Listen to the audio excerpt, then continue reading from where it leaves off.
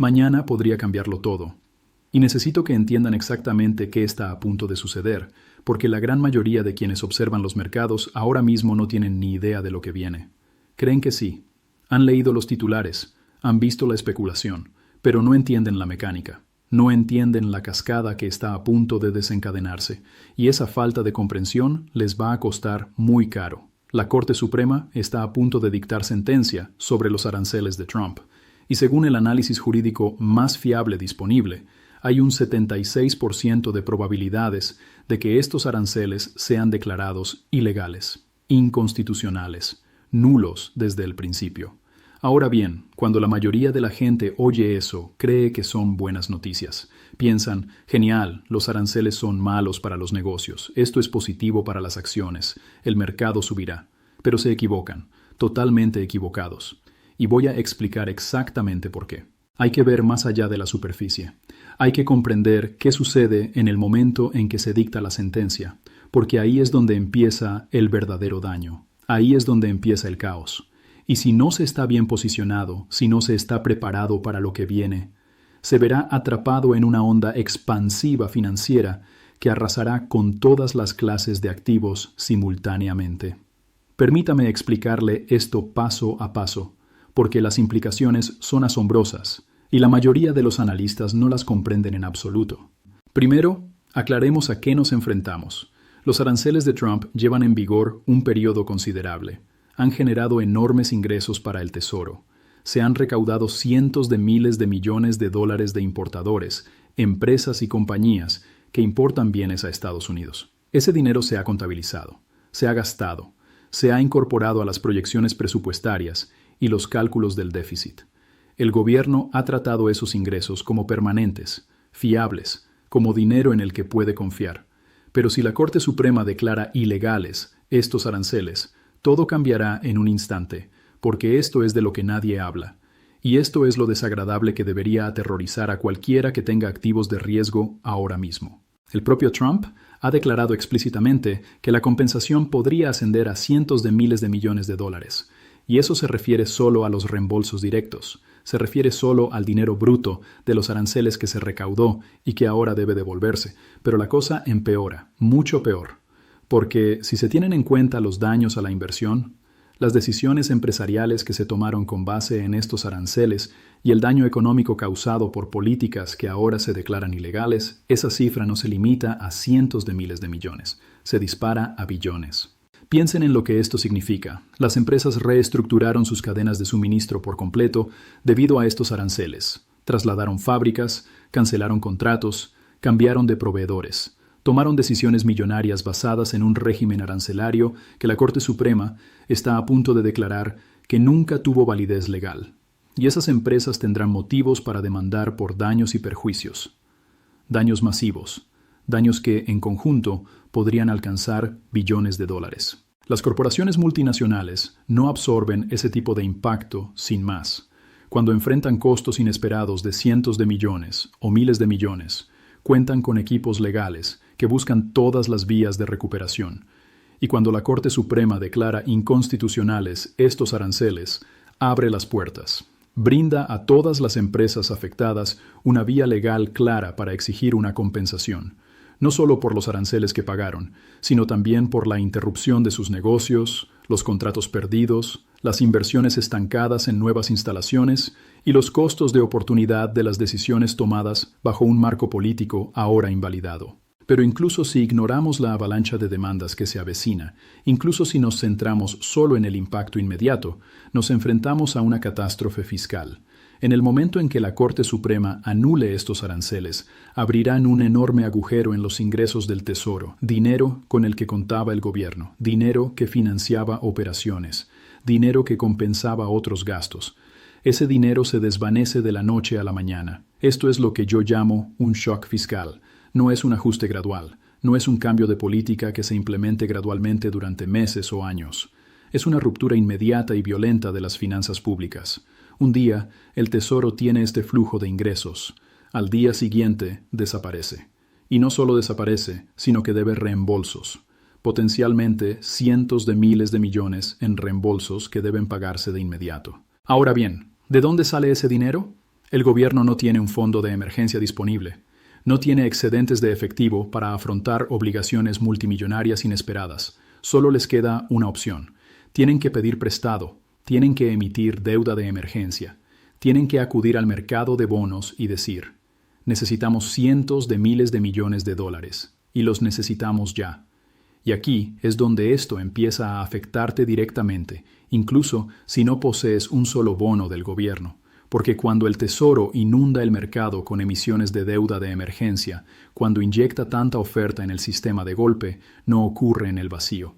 Los rendimientos de los bonos se disparan, los tipos de interés suben, las condiciones crediticias se endurecen, y todos los activos cuyo precio se basa en esos tipos de interés, que son básicamente todos, tienen que revalorizarse de inmediato.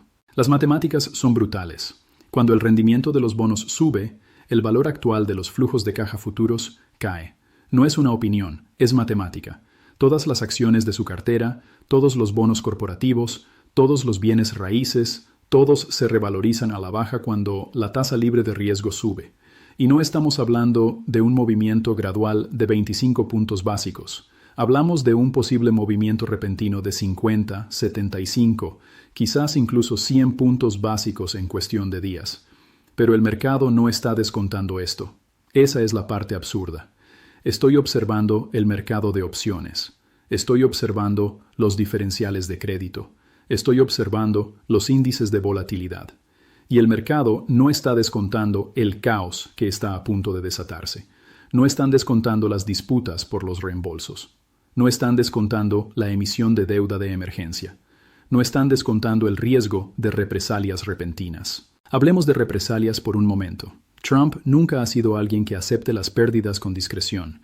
Si la Corte Suprema invalida su emblemática política comercial, si obliga al gobierno a pagar cientos de miles de millones o incluso billones en reembolsos y daños, ¿de verdad creen que no habrá respuesta? ¿De verdad creen que el gobierno simplemente lo aceptará y pasará página? Claro que no.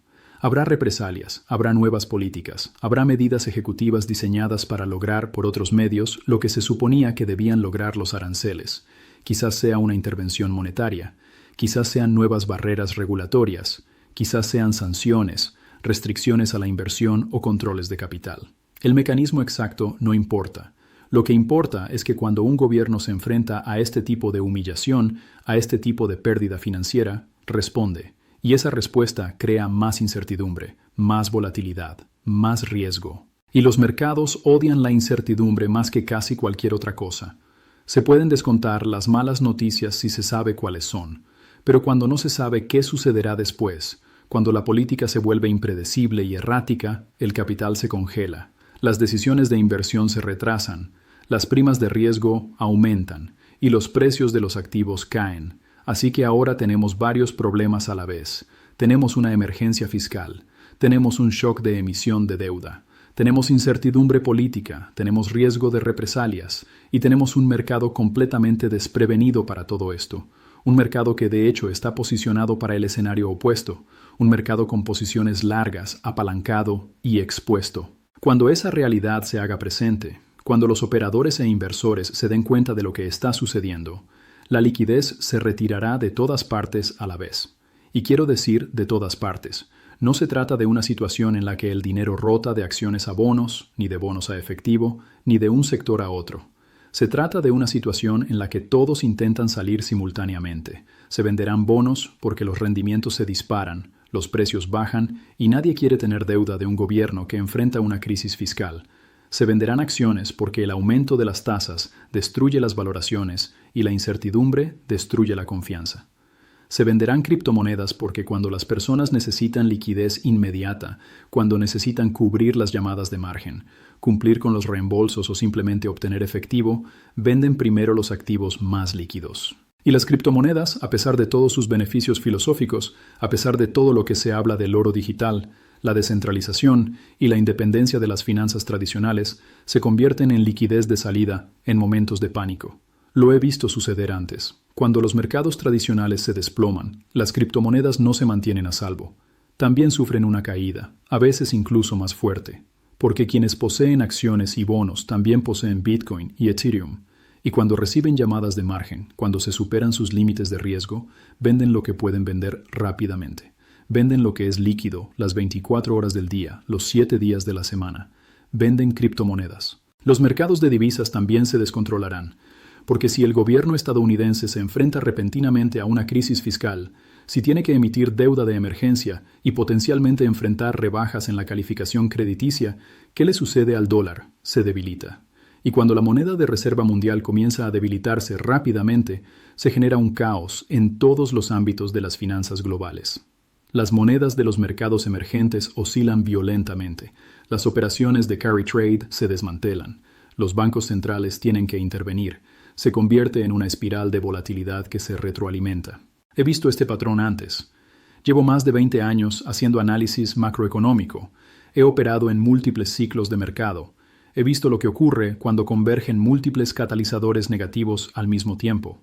He visto mercados que parecían tranquilos y estables convertirse en un caos absoluto en cuestión de horas. La crisis del Long-Term Capital Management de 1998, la crisis financiera de 2008, el colapso de la COVID-19 de 2020.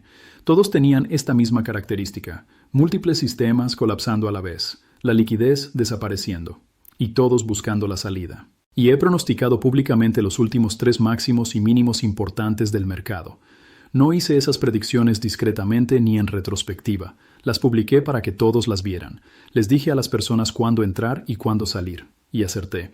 No porque tuviera suerte, no porque tuviera una fórmula mágica, sino porque entiendo cómo funcionan estos sistemas. Entiendo la mecánica de la estructura del mercado. Entiendo cómo fluye la liquidez y dónde están los puntos de ruptura. Entiendo que los mercados no se basan solo en fundamentos y valoraciones, se basan en el posicionamiento, se basan en el sentimiento, se basan en la estructura de quién posee qué, quién está apalancado y dónde se encuentran los vendedores forzados. Y ahora mismo el posicionamiento es pésimo. El mercado está abarrotado en un lado del barco. Todos esperan el mismo resultado. Y cuando todos esperan lo mismo, cuando todos se posicionan de la misma manera, es cuando se producen los movimientos más violentos en la dirección opuesta. Ahora mismo nos acercamos a uno de esos puntos de inflexión. El fallo de la Corte Suprema de mañana podría ser el detonante que lo desencadene todo. Y lo aterrador es que poca gente lo prevé. Se fijan en la narrativa superficial, piensan aranceles malos sin aranceles buenos, pero no piensan 3 pasos por delante. No piensan en los efectos secundarios, ni en los efectos secundarios, ni en las consecuencias en cascada que les siguen. Permítame darles un ejemplo concreto de cómo se desarrolla esto. Supongamos que el fallo se emite mañana por la mañana. Se anulan los aranceles. En cuestión de horas, las empresas empiezan a solicitar reembolsos. En cuestión de días, empiezan a presentar demandas por daños y perjuicios. El Tesoro tiene que revisar inmediatamente sus proyecciones de ingresos. Las proyecciones de déficit se desbaratan. Las agencias de calificación crediticia empiezan a hablar de posibles rebajas. El mercado de bonos reacciona primero. Los rendimientos suben 50 puntos básicos en una sola sesión, quizás más. Las subastas de bonos del Tesoro comienzan a mostrar una demanda débil. Los compradores extranjeros, en particular los de China y Japón, empiezan a reducir sus tenencias. De todos modos, buscaban una excusa para diversificar su deuda estadounidense y esto les da la justificación perfecta. Los algoritmos bursátiles detectan un aumento en los rendimientos y empiezan a vender. Las acciones tecnológicas de alto crecimiento, más sensibles a los tipos de interés, se desploman. El Nasdaq cae un 3% en la primera hora, luego un 5% al mediodía. El S&P 500 sigue su ejemplo.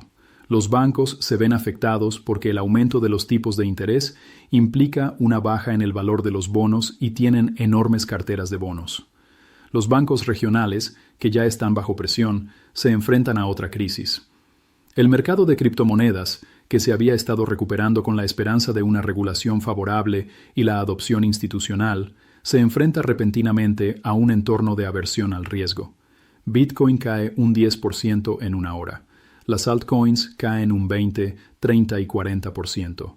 Las posiciones apalancadas se liquidan. Las plataformas de intercambio tienen dificultades para gestionar el volumen. Algunas plataformas más pequeñas detienen los retiros. Pero no se queda ahí, porque ahora hay fondos de cobertura apalancados a largo plazo, están recibiendo llamadas de margen, tienen que vender, no tienen otra opción. Ya no se trata de su visión del mercado, se trata de cumplir con sus obligaciones con sus principales corredores. Así que venden sus mejores posiciones, las posiciones líquidas, las que han funcionado, y eso crea más presión a la baja. Los creadores de mercado retroceden, amplían sus diferenciales, redujeban el tamaño de sus cotizaciones, la liquidez se agotaba.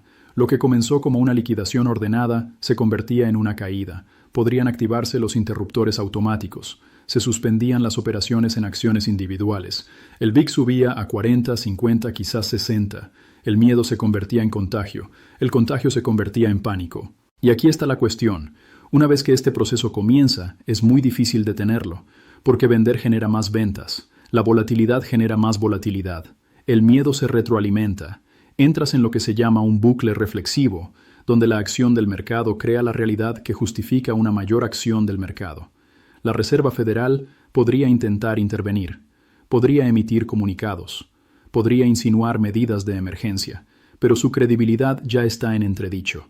Han estado por detrás de la inflación, han sido inconsistentes en sus mensajes y, francamente, su capacidad de acción es limitada cuando el problema es fiscal, no monetario. No se puede imprimir información para evadir un fallo de la Corte Suprema. No se pueden recortar los tipos de interés para solucionar un enorme agujero de ingresos en el Tesoro. Por eso les digo que tengan cuidado. Por eso estoy alertando ahora mismo antes de que suceda, para que tengan tiempo de pensar en su posicionamiento, para que tengan tiempo de reducir el riesgo si es apropiado para su situación, para que no los tome completamente desprevenidos cuando esto ocurra. Compartiré mi próximo movimiento muy pronto. Estoy siguiendo esta situación muy de cerca. Estoy monitoreando cada dato, cada señal del mercado, cada desarrollo legal. Y cuando tome una decisión, cuando decida tomar medidas defensivas o posicionarme ante el caos, la compartiré públicamente. Pero necesitas seguirme para verlo. Necesitas tener las notificaciones activadas, porque esto se moverá rápido. Si aún no me has seguido, te vas a arrepentir.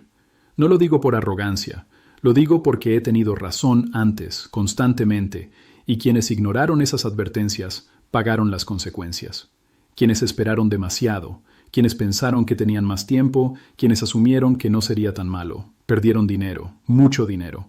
Logré ganar mi primer $1.000.000 a los 26 años, no por suerte, no por tener padres ricos ni información privilegiada, sino porque aprendí a interpretar los mercados. Aprendí a ver lo que otros pasan por alto. Aprendí a anticiparme a los grandes movimientos en lugar de reaccionar a ellos después de que ocurren. He plasmado todo lo que aprendí en una guía completa. Una hoja de ruta paso a paso que muestra exactamente cómo lo hice. La mentalidad, las estrategias y las tácticas específicas que me permitieron generar riqueza real mientras otros aún estaban aprendiendo lo básico. Si quieres esa guía, si quieres aprender a navegar en mercados como este, comenta la palabra millón ahora mismo y revisa tus mensajes directos. Te la enviaré directamente. Pero, ya sea que reciba la guía o no, por favor, tome en serio esta advertencia. Mañana podría ser el peor día de 2026 para los mercados financieros. El fallo de la Corte Suprema sobre los aranceles de Trump podría desencadenar un shock fiscal que afecte a todas las clases de activos. Bonos, acciones, criptomonedas, divisas, todo podría verse afectado simultáneamente, y el mercado no está preparado. El posicionamiento es erróneo, la complacencia es peligrosa. Tengan cuidado, protéjanse, piensen en su exposición, piensen en lo que sucedería si tuviera razón, porque ya la he tenido antes, y vuelvo a arriesgar mi reputación para advertirles sobre esto. Se acerca la tormenta. La pregunta es si estarás preparado cuando llegue.